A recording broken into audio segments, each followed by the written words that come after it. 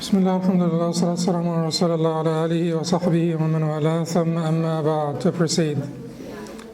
Today, inshallah, we will have the chapter of al-Tamakkun, or the station of al-Tamakkun, which is establishment.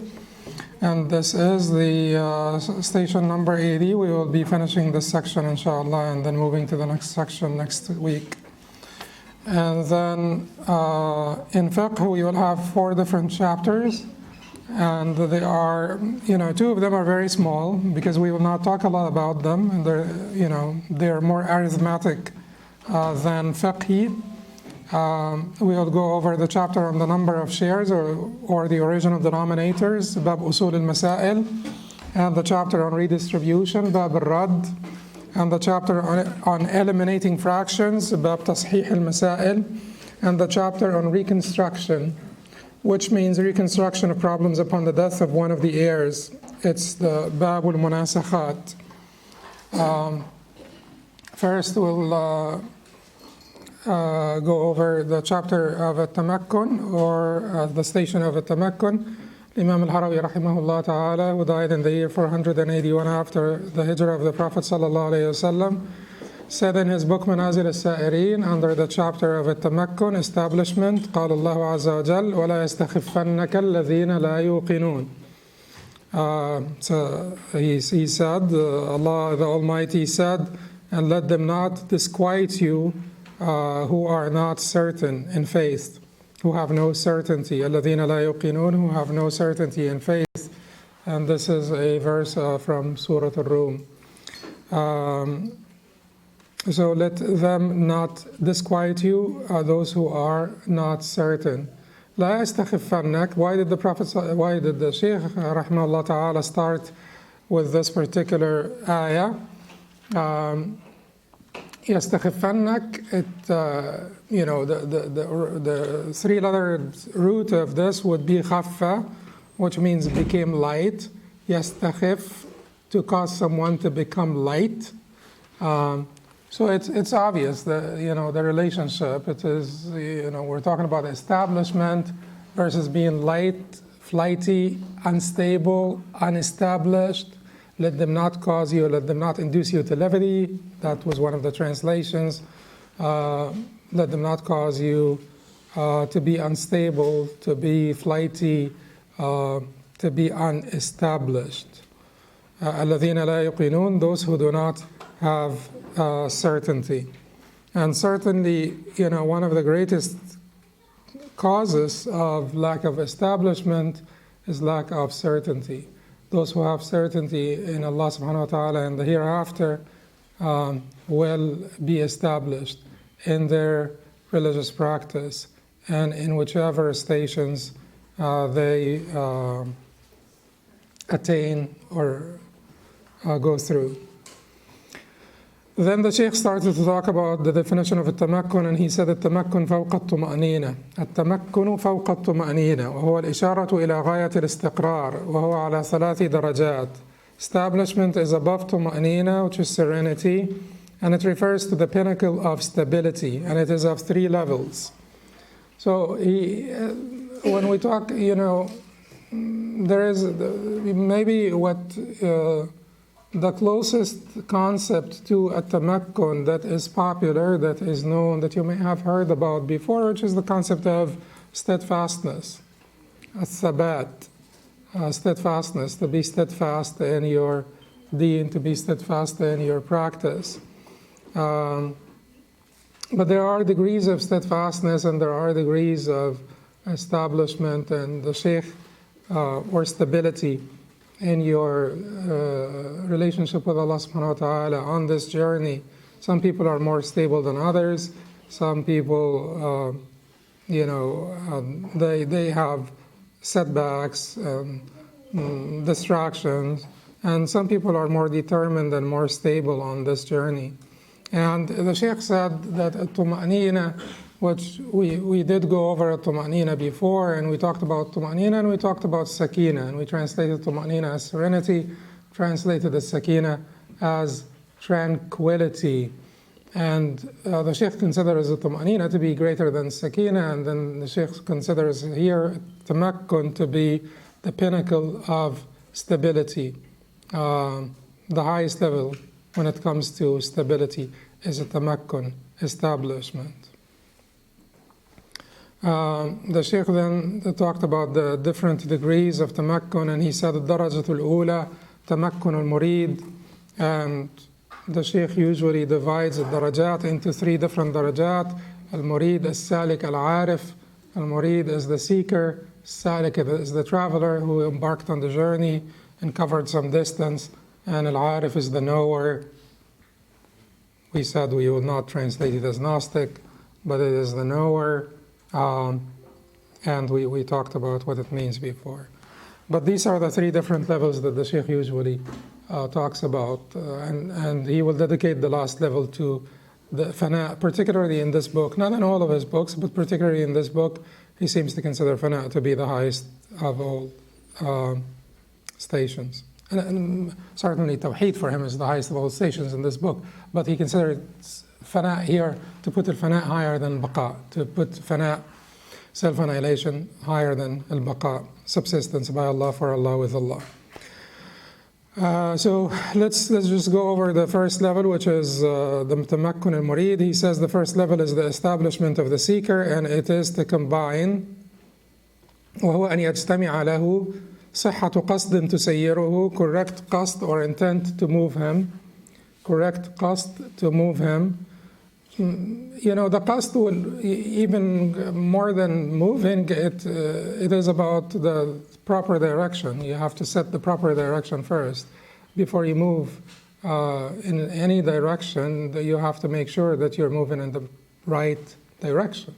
So al-qasd is about the setting the compass at the beginning of the journey. And certainly the qasd also, the sahhatu qasd, when you have correct qasd, when you intend Allah subhanahu wa ta'ala, that will move you. Because the qasd, it depends on the attraction of the qasd. And if someone's qasd is Allah subhanahu wa ta'ala, then they will also be moved. Not only that the direction will be correct, but they will also be moved. If they truly, and that's why he said sahhatu qasd. If they truly intend to travel to Allah subhanahu wa ta'ala, then they will be pulled, they will be attracted, they will be enabled, empowered on this journey. So it is about the correctness of direction, and it is also about the energy that you get from the proper qasd or the proper intent, which is extremely important. And this is very relevant to the issue of tamakkun, because ma kana lillahi dama wattasal. Whatever is for Allah subhanahu wa ta'ala will have permanency and consistency. And whatever is not for Allah subhanahu wa ta'ala will have basically will be interrupted or inconsistent. And many times what we do, even for Allah subhanahu wa ta'ala, even in terms of the acts of worship, in terms of different religious commitment, in terms of even commitment to different religious doctrines or different religious practices or concepts, many times people do this for other than Allah subhanahu wa ta'ala. They do this for the sake of fitting into a group or belonging, or sort of as Ibrahim alayhi salam said, قال إنما اتخذتم من دون الله أوثانا مودة بينكم في الحياة الدنيا. You have taken other than Allah subhanahu wa ta'ala as gods, you have taken idols as gods beside Allah subhanahu wa ta'ala, basically to foster or promote the mutual bonds among yourselves. It's just like something that you could, a place where you could convene, a place where you could meet, and basically have this bonding and sense of belonging to a larger group. And it doesn't matter at the end of the day what you are worshiping or what you are practicing or what you are actually believing. And that, don't think that this is never applicable to us. It could also be applicable to us. Because even within Islam you need guidance on the road, and guidance to the road or the path or tariq, and guidance on the path or the road to Allah subhanahu wa ta'ala. So even within Islam, you do need to make sure that your intents are proper. Then the Shaykh said, after the correct qasd, which is extremely important for someone's establishment, because you also want, most importantly, you want to be established in the right way. He said, وَلَمْعُ شُهُودٍ يَحْمِلُهُ, the glimmer of shuhud or witnessing to carry him. The glimmer of shuhud or witnessing to carry him. And usually in the first level he doesn't talk about shuhud, because shuhud is one of the ahwal of the second level. It is a hal that's the people of it belongs to the people of ahwal, and the people of ahwal usually are the salikeen in the second level or the second category here. But he mentions the shuhud in this particular category, but he does not mention, this is a shuhud, these are glimmers of shuhud. Glimmers of shuhud. The beginner may also have states where he witnesses with the eyes of his heart the realities. He is able to see the realities, see them, behold them, visualize them with the eyes of his heart. But these are glimmers of shuhud that are meant to carry someone. Like some people say, I saw the Prophet ﷺ in a dream, and they're just beginners. It doesn't mean that they are established or this is a reward for them to see the Prophet ﷺ in a dream. It could be help, because they're just beginners or they're having difficulties or challenges. So it does not have to be also interpreted as it certainly is a reward to some extent, but it does not mean that they are deserving of it because of their status or because of their station. It just could be like a matter of help for them. So the glimmer of shuhud or witnessing to carry him, وَسِعَةُ طَرِيقٍ تُرَوِّحُهُ, the breadth of the past to give him respite. سعت should be سعت طريق تروحه, the breadth of the past to give him respite. So he talks here about the breadth of the path, because the journey to Allah subhanahu wa ta'ala, the path to Allah subhanahu wa ta'ala is not convoluted, it is straight, right? It is the straight path, it's Sirat al-Mustaqim. But that straight path is wide, it is not tight. There is not a particular worship that, aside from the furud and the wajibat, but Allah subhanahu wa ta'ala gave us so many options because of our diverse strengths and interests. So Allah subhanahu wa ta'ala gave us many options to excel. The path is wide. We can be walking next to each other. We don't have to be walking, on the same line. We could be walking next to each other on this wide path. And the variety of things with which you could seek Allah subhanahu wa ta'ala will give you that tarweeh, with rejuvenation, respite, comfort. So it's not just like Qiyamul Layl, it is not just the Siyam, it is not just kindness to the poor and the orphan and the widow and the old, it is all of these, and it depends on your strength, and it depends on your basically inclination at the time, at different times. Sometimes you're more inclined to working with others, like to doing kindness, to the homeless, things of that nature. Sometimes you do have the energy to do the individual acts of worship, which are always important. At least like some of the, some level of commitment to them is always required, such as qiyam and siyam and so on. But like I said, the path is wide, and people who have different inclinations will always find something through which they can excel and through which they can draw closer to Allah subhanahu wa ta'ala. So not everyone has al-quwa al-ilmiyya, for instance, which is the sort of the intellectual strength. Not everyone needs to be a scholar, not everyone needs to be like a student of knowledge, but everyone will be able to get closer to Allah subhanahu wa ta'ala, regardless of their inclinations or aptitudes. Then the Shaykh said, والدرجة الثانية تمكن السالك وهو أن يجتمع له صحة انقطاع وبرق كشف وصفاء حال. The second level is the establishment of the traveler, and it is to combine genuine detachment, صحة انقطاع, genuine detachment. He means here genuine detachment from all distractions, and most of what we are saying will be repeats, and certainly also for the next 20 stations, many concepts will have already been covered by the Shaykh in the previous stations. But repeating, yarhamkumullah, but repeating good things is always beneficial. So, صحة انقطاع, genuine detachment, that is genuine detachment from all distractions or impediments on the path to Allah subhanahu wa ta'ala. وبرق كشف, which means the lightning of disclosure. وبرق كشف, it means the lightning of disclosure.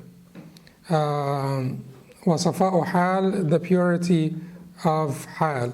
So he will have purified his حال from all the sort of impurities or the remnants of the first level, or the first degree, or the first level. One of the most important aspects of purification is to purify your hal from beholding your action, your conduction of that particular hal or practice, or your sort of being giving yourself credit for that hal, being the instigator of that hal. You have to know that it is Allah subhanahu wa ta'ala who granted it to you. You have to know that you have no power, no hawl or no quwwah, except the power of Allah subhanahu wa ta'ala and the influence of Allah subhanahu wa ta'ala. You can't even have influence on yourself. So that is important, the purification of the hal in this particular level. Then the Shaykh said, والدرجة الثالثة تمكن العارف وهو أن يحصل في الحضرة فوق حجب, or you could say حجب الطلب or حجب الطلب, لابس النور الوجود. The third level is the establishment of the عارف, and that is يحصل في الحضرة, to reach the presence, that's the divine presence. Usually al-Hadra means the divine presence, and we know, as we have said before, that you will never see Allah subhanahu wa ta'ala with the eyes of your heart in this dunya, or with the eyes of your head, with these eyes in this dunya. As the Prophet sallallahu alaihi wasallam said, اعلموا أنه لن يرى أحد منكم ربه في الدنيا. I know that none of you will see their Lord in this dunya. So the hadra, the presence with Allah subhanahu wa ta'ala, is the presence, it's the heart's presence with Allah subhanahu wa ta'ala. It is when the heart has been invited to the presence of Allah subhanahu wa ta'ala, and certainly in that presence no one can remember anything but Allah subhanahu wa ta'ala if they're truly present with Him. Can you imagine someone being present with Allah subhanahu wa ta'ala and just his mind meandering about other things outside of this hadra, outside of this presence? So يحصل في الحضرة, to reach the presence, the divine presence, فوق حجب الطلب or حجب الطلب. I translated it here as حجب الطلب, above the veils of pursual, above the veils of pursual. And in your pursuit of Allah subhanahu wa ta'ala, there are many veils. One of them is the veil of pursual itself. Pursual, when you trip over yourself. It is because as long as you are pursuing, you see this is fana here. This is the station of fana, or this is the level of fana. And the Shaykh usually, and as we have said before so many times, baqa, to subsist by Allah, for Allah, with Allah, was the way of the righteous predecessors and the companions, and this is the highest station. Some elements of fana are required to reach to that high station of baqa, billah, lillah, ma'allah, but not fana in the sense of complete self-annihilation, which is not attainable and not required. But he means by hujub al-talab, the veils of pursuit, is that as long as you are pursuing, you feel that you are an entity by yourself that is pursuing something. And that feeling itself is an impediment because you're feeling your own self. And as long as you're feeling yourself, you have not reached self-annihilation yet. But as we said many times before, we just said it, you know, baqa is the way of the Sahaba and the Tabi'een. Sobriety is the way of the Sahaba and the Tabi'een. Realism is the way of the sort of ideal realism, not in the philosophical sense of realism, but you know, to be real and to be to have your feet on the ground and your thoughts and ambitions and intents up in the heavens, but to still have your feet on the ground. رجله على الثرى. His feet are on the ground. وهامة همته في الثريا. So then فوق حجب الطلب, above the veils of pursuit, لابس النور الوجود, wearing the light of procurement. Wujud is to find Allah subhanahu wa ta'ala, to find the divine. And that's so. It's a close translation. It's very hard to make it to translate these concepts. لابس النور الوجود, wearing the light of procurement.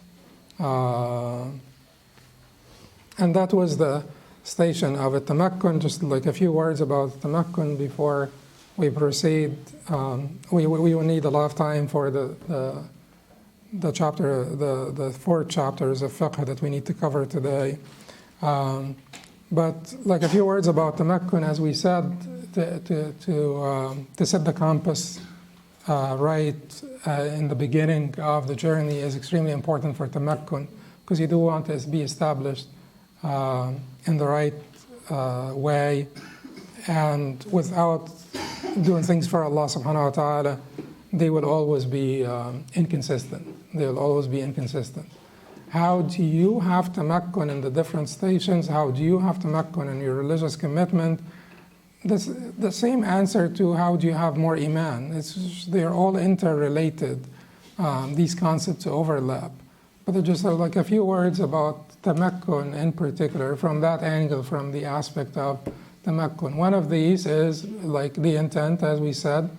The second one is knowledge, because knowledge of Allah subhanahu wa ta'ala will enable you to knowledge of Allah, or about Allah subhanahu wa ta'ala, the knowledge of the revelation, the sunnah of the Prophet sallallahu alaihi wasallam. If you want to be safe on the path to Allah subhanahu wa ta'ala and to have establishment, you should certainly take the Prophet sallallahu alaihi wasallam as your guide, your ultimate guide on this path, because no one can lead you to tamakkun more than the Prophet ﷺ, and every other guide fades out in comparison to the Prophet ﷺ. Every shaykh, every scholar, every alim, every arif, every wali, and the very fact that they are all they're all fallible means that if you follow anyone other than the Prophet ﷺ, then you are certainly going to err as they erred. And you will not get everything right that they got right. And sometimes they can be carried over obstacles and hindrances because of their higher station. But you follow them and you get stuck because you don't have the level of iman that enabled them to cross over or to pass up that obstacle that they went through. They did something wrong, but they were able to go through it because they had iman to carry them, or to make them sort of forgiven. But you may not have the same thing. So to follow anyone blindly other than the Prophet ﷺ will certainly be to your detriment. So intent, so the same thing, ikhlas and mutaba'a, to have the proper intent and to follow the way of the Prophet ﷺ and the sunnah of the Prophet ﷺ, because he had left us on al-Mahajj al-Bayda. It's a clear path, not convoluted, not obscure. It's clear, it is straight, it's transparent. And everything that he needed to convey to us from his Lord, he did.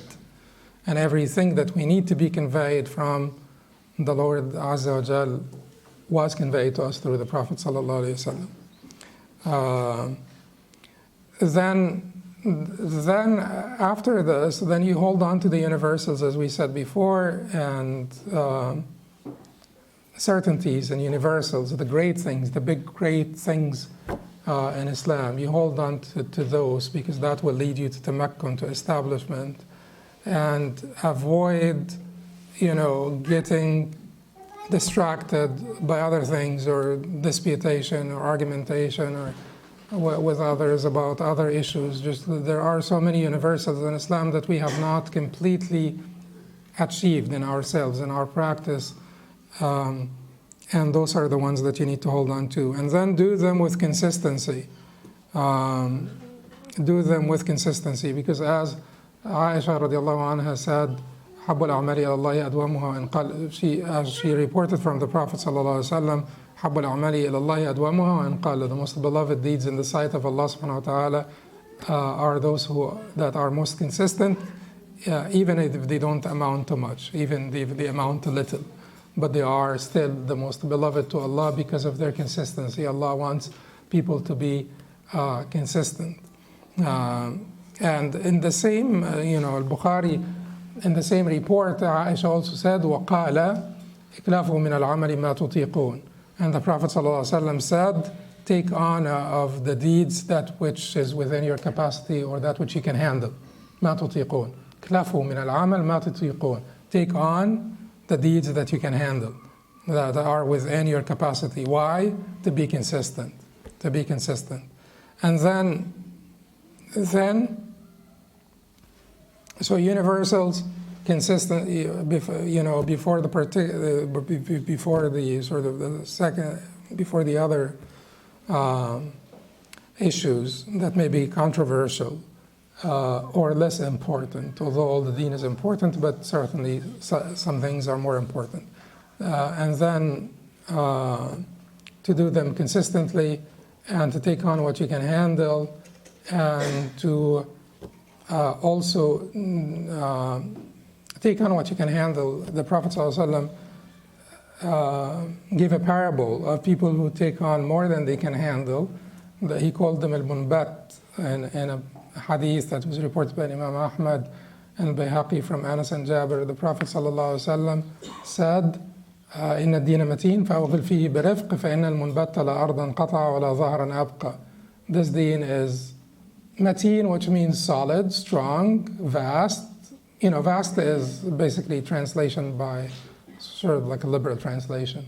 But it means this deen is solid and vast. This deen is solid and vast. إن الدين متين فأوغل فيه برفق. Then proceed into it gently, برفق, gently. فإن المنبت, for the hasty traveler. Munbat basically is the one who overworks his horse, overworks his mount, beast of burden, travels through the day and the night and does not allow his horse a chance to rest. Your horse is your what? Yourself. That's what you write to Allah subhanahu wa ta'ala. So you have to be careful with the self, with the nafs, that you don't overwork it to the point it becomes resentful or rebellious. فإن المنبت لا أرضا قطع, for the hasty traveler will not cover any distance, ولا ظهرا أبقى, and will not keep his mount alive. He will not keep his mount, meaning that his mount will expire, his horse will die. And that is your nafs. And the death of the nafs does not necessarily mean departure from this dunya to the hereafter. It could just mean that your nafs has become resentful or rebellious and does not want sort of does not obey you anymore. When you invite her to ta'ah, you invite her to worship of Allah subhanahu wa ta'ala, or to refraining from ma'asi, it becomes resentful and rebellious. And that's certainly an outcome that no one should desire for themselves or anyone. So we have to be careful not to put ourselves into that predicament.